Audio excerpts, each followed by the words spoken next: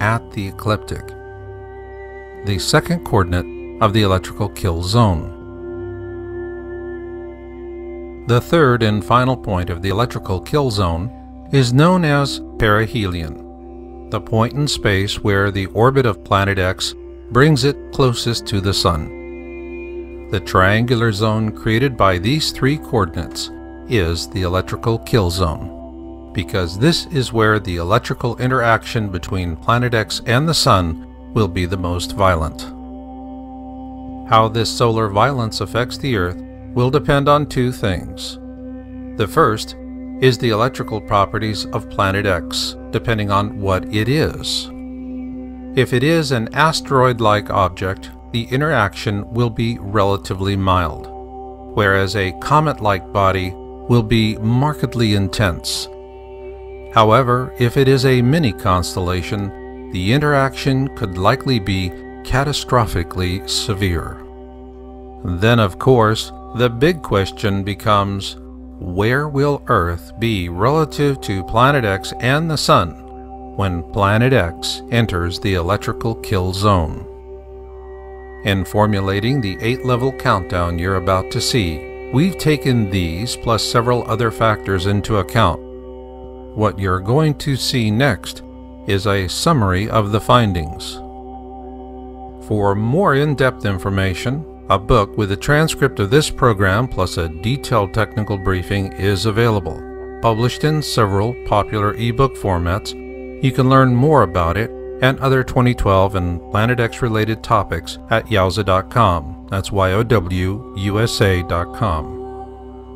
The 8-level countdown you are about to see is based on 8 different alignments between planet X, Earth, and the Sun. All 8 of these alignment positions will be presented using a top-down view from above the Earth looking down on our solar system. Please note that the objects presented in these illustrations are not scaled to size. On the far side of the Sun, those 2 positions are conjunction and superior conjunction. The 3 positions that put planet X between us and the Sun are greatest eastern elongation, inferior conjunction, and greatest western elongation. And finally, the 3 positions that put planet X behind us on our side of the Sun are eastern quadrature, opposition, and western quadrature. As we review each of these 8 positions, we'll give you 4 different severity estimates, 1 for each type of object and an average of the 3. These severity estimates will range from a value of 1, which represents minimal consequences, to a value of 10, which represents an extinction level event where up to 90% of all species on the planet could perish. With this in mind, we now begin our countdown at level 8, our best case flyby scenario.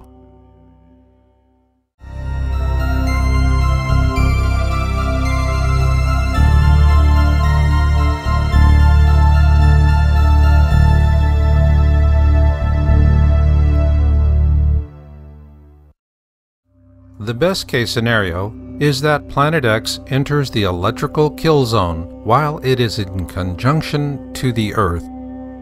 At first glance, most would logically assume that a superior conjunction on the far side of the Sun would be the ideal candidate for position number 7 in our countdown, but that is not going to be the case.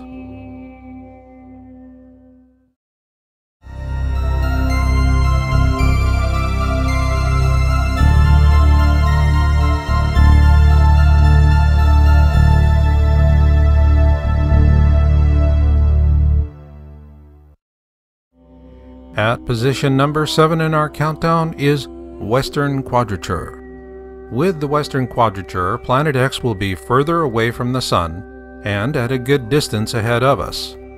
The reason that Western Quadrature is number 7 is that if planet X is a comet-like object or a small constellation, whatever is trailing behind it will mostly miss the Earth altogether.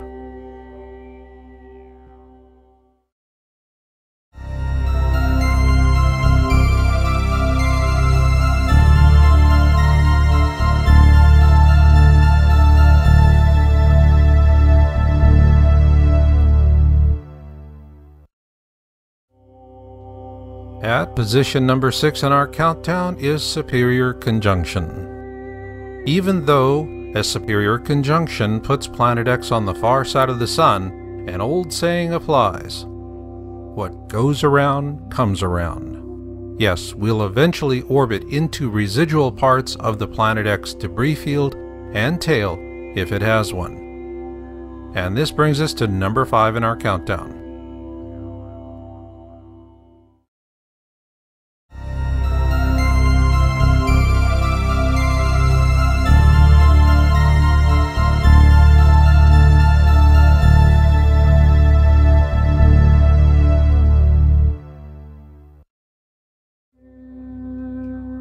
At position number 5 is Eastern Quadrature. Even though an Eastern Quadrature flyby puts Planet X behind us, this position ranks number 5 because it represents the first truly hazardous electrical kill zone flyby point. This is because Planet X will activate the Sun electrically, and the surface of the Sun with the strongest activity will rotate towards the Earth.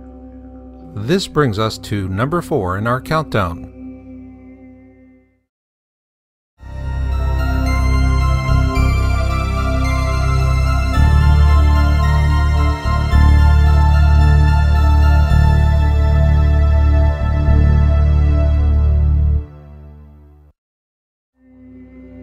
At number 4 in our countdown is greatest western elongation.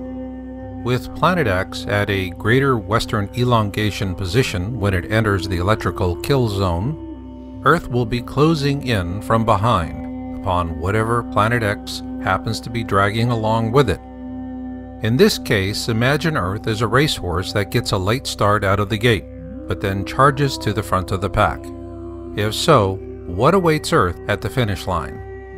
If Planet X has a tail, crossing the line will mean that Earth will be pelted with meteorite showers plus other nasties.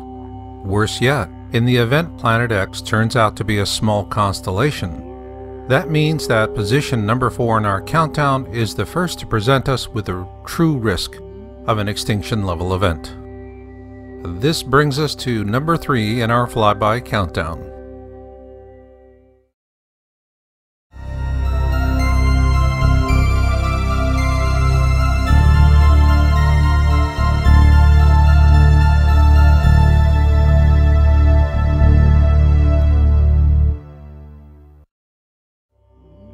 At position 3 we have the greatest eastern elongation. A greatest eastern elongation flyby is more likely to put the Earth in the crosshairs of a catastrophic solar storm. This is because Planet X will activate a region of the Sun, which will then rotate in our direction. The result will be an increase in electrical kill zone threats to the Earth. While the threat levels for a comet-like object or a mini-constellation remain unchanged from the number 4 position in our countdown, a greater eastern elongation flyby increases the electrical threat of an asteroid-like object flyby significantly. This brings us to number 2 in our countdown.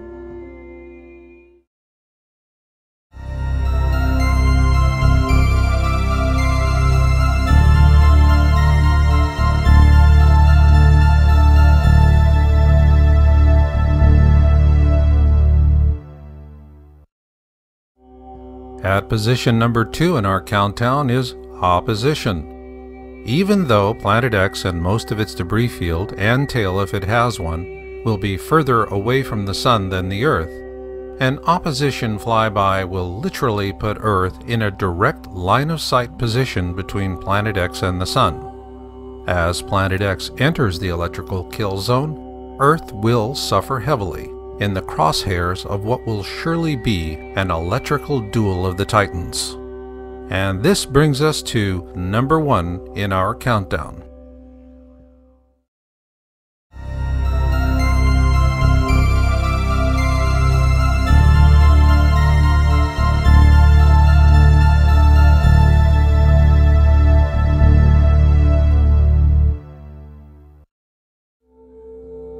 And finally, At position number 1 in our countdown is inferior conjunction.